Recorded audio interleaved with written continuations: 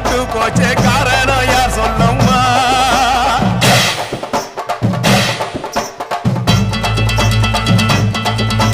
சட்டவோடு கையில் சத்தம் முழங்கிட தாயணி பொங்கிடம்மா சட்டவோடு கையில் சத்தம் முழங்கிட தாயணி பொங்கிடம்மா சூளக்காளியே அத்தா தாயே சூளக்காளியே